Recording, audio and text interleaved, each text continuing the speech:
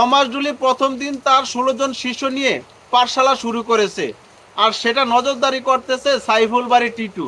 আর ঘাবড়ার কাবরার carbon copy Bangladesh সহকারী coach Hasan Al Mamun আর সেই Thomas ডুলিকে দিক নির্দেশনা দিচ্ছে। থমাস ডুলির সহকারী কোচ তো চলে এসেছে, তাহলে কেন হাসান আল মামুন এখনো সহকারী কোচ হিসাবে কাজ করতেছে?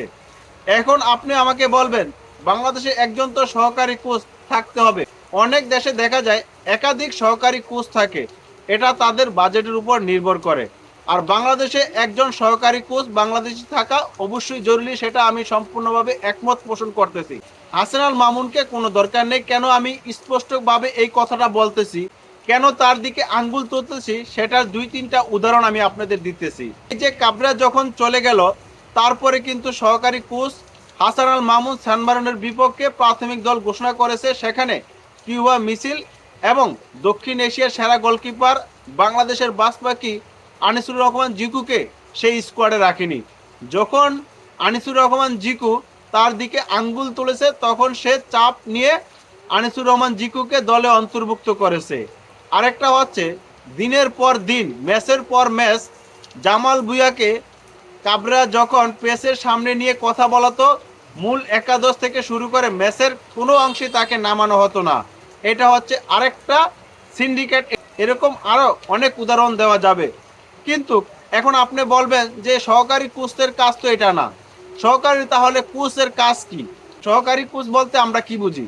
সহকারী কোচের কাজ যে শুধু সাইড লাইনে বসে থাকা, মানে মেন কোচের পিছে পিছে ঘোরা, এরকম তো না।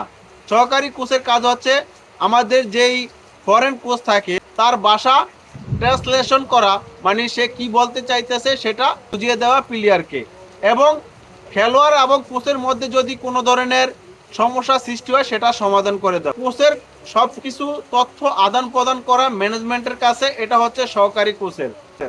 তবে সেই কাজটি কি হাসান আল মামুন সঠিকভাবে করতে পেরেছে? আমি তো বলবো এক কথায় না, সে এই কাজগুলো সঠিকভাবে করতে পারেনি। সে কাবরাকে তাল মেরে মেরে সহকারী কোচ হিসাবে রয়েছে। হাসান আল মামুনের কিন্তু অনেক নাম ডাকে, একজন ভালো মানের খেলোয়াড়, এবং সাব যখন বাংলাদেশ জয় করে সেখানে সে ক্যাপ্টেন ছিল। কিন্তু সেগুলো আপনাকে একপাশে রাখতে হবে, যখন কোচের দিকে আসবে তখন কিন্তু সেটা অন্য বিষয়।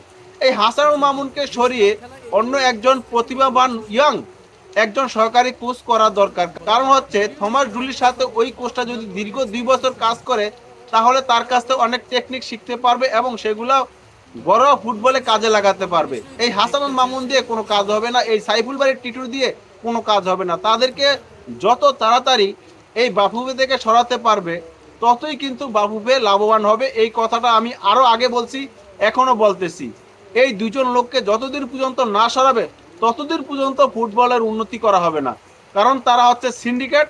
তারা কাবরার সময় যেভাবে সিন্ডিকেট করেছে, এই থমাস ডুলিকে কিন্তু সেভাবে শিখিয়ে নিবে সিন্ডিকেট করার জন্য। সময় বাফুফেকে সতর্ক হওয়ার জন্য এই হাসান আল মামুনকে সহকারী কোচ থেকে অব্যাহতি দিয়ে একজন উদীয়মান এবং নতুন কোচকে সহকারী কোচ করার দরকার বাংলাদেশের পক্ষ থেকে। পারলে একাধিক সহকারী কোচ রাখলেও সেটাও কিন্তু মন্দ না। আপনারা কি মনে করেন? আমি যে যুক্তিটা বললাম সেটা কি আপনারা সম্পূর্ণভাবে একমত হন? তাহলে অবশ্যই ভিডিওতে একটা লাইক করে যাবেন।